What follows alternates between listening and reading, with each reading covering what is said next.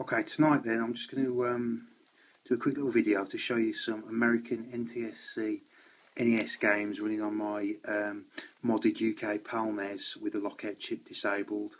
So in front of us we can see NTSC American versions of Contra, Renegade, Track and Field, Tecmo Ball, Dragon Warrior and Karate Champ.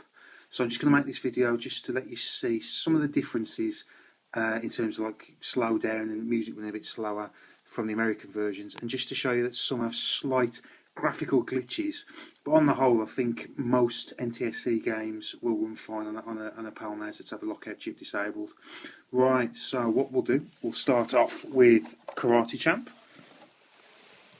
Let's get it into the NES. Okay, pop that in, fire it up. There you go. Classic game. Hasn't stood the test of time too well, but brings back a lot of memories from my youth. So there you can see, runs absolutely fine. Slight slow down on the music. Oh, there you go. Red guy just got swiped, but runs quite nicely. Certainly can't, notice any difference there really in terms of when you're actually playing the game, so that's great. Okay. Nice digitized speech for the early 80s as well, this launch NES games, well, great. Okay, never released in the UK, shame.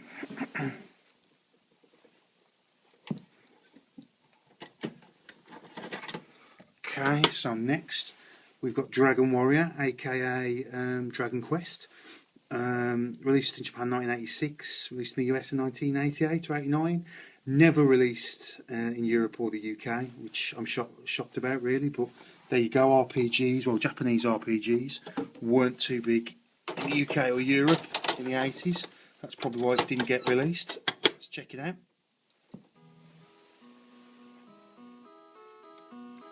So with an RPG, there's no noticeable differences at all because there's not much action that's going on in terms of slowdown.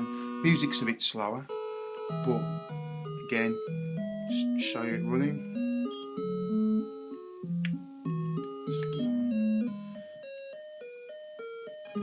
Tragically never released in Europe. Amazingly though, the battery's still held up in this though, which is amazing. So actually got the game with save games from a guy called Josh and somebody else, so those guys probably had fun in America. I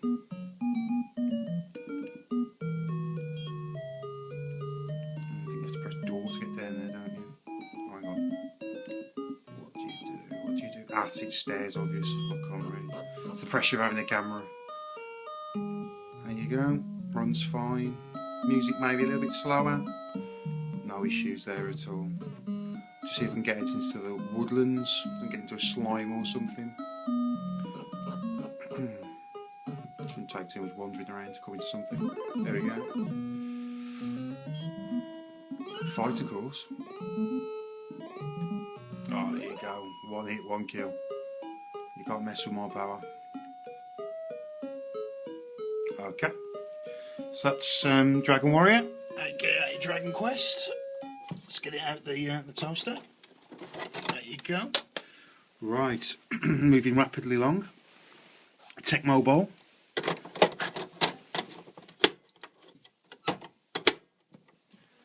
Never released in the UK or Europe. This one runs absolutely fine. Music again is a bit slower. I think there's a slight glitch on the top when the ball's being kicked. I don't know if anyone from America can confirm this, but it seems to run fine. Great game. I've heard Tecmo Super Bowl is a lot better though, with the proper full-on NFL license and save games of the full season. But this is a great game. In many ways, I thought the first great American football game was John Madden's football on the Mega Drive way back in the early 90s. But this probably was the first really good American football console game, really. So here we go, kicking off.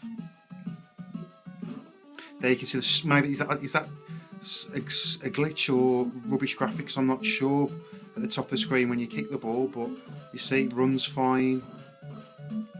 Music sounds okay, even if it's probably a bit slower, but it's not an issue.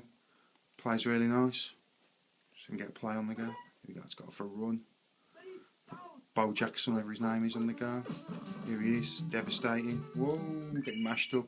There you can see maybe some slight glitches at the top, but game plays fine. Okay, so that's Tecmo Ball. There it comes. No death whip on that one.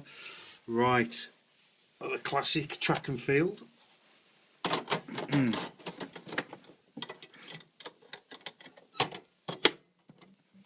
I actually put this up in my other NES video.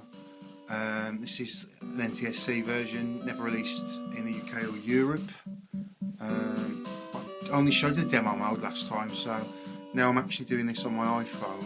I might actually just be able to bash a few buttons for you. This one has got an obvious graphical glitch on the top, but plays absolutely fine. I'll show you this glitch now once we get going.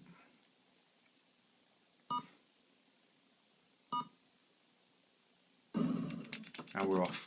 Yeah, the heads-up display gets a little bit messed up, but you can see the action underneath runs fine. I think this is just due to the NTSC PAL differences, and maybe games for the NTSC market had a few programming tricks just to, you know, with the scrolling or something you can't really run on a PAL machine, maybe, I don't know. But as I say, the game itself plays fine. Okay. There you go, the shame of losing. Track and field, let's get that off.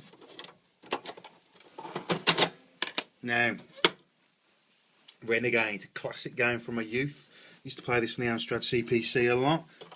Never actually saw the arcade game and didn't even know there was an NES version until recently through the wonders of the internet. In many ways, you could argue really this plays better than Double Dragon 1 on the NES.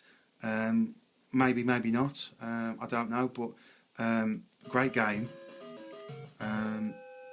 Plays great. You can see the graphics are fine. However, just like track and field, the heads-up display on the top, there is a glitch. It looks slightly messy, scrolling around and things like that, but it doesn't detract from the game. You can play absolutely fine. Graphics look great.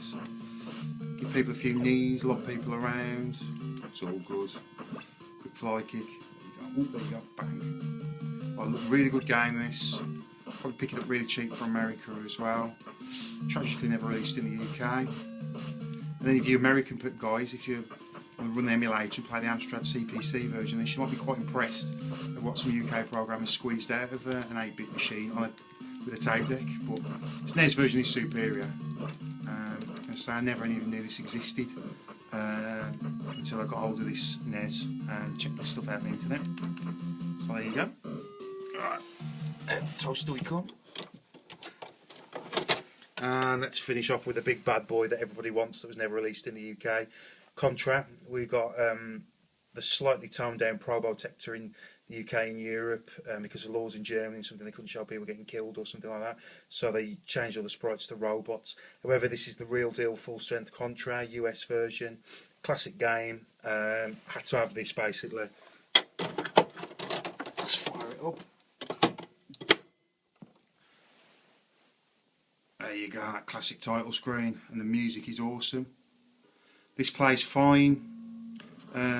People who are pretty anal about the Contra would say it runs a bit slower, so it's therefore easier. Maybe, maybe not. Music is a tiny bit slower, but let's just see if I can dodge with one hand on the pad. Yes, I can jump. So I'll just try and jump a few people. Oh, pausing it. There you go. But runs nice, scrolls nice. I can't complain about this really at all. Looks absolutely lovely.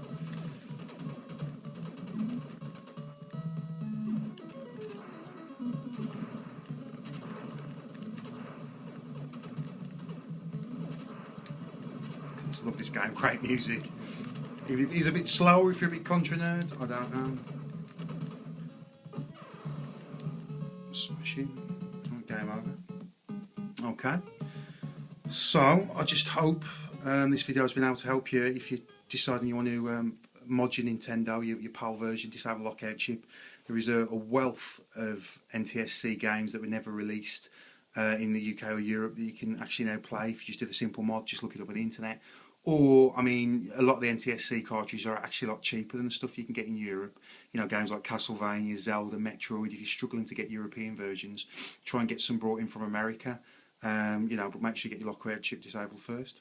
Right, signing off. Hope you enjoyed this video, and keep hardcore retro gaming. Cheerio.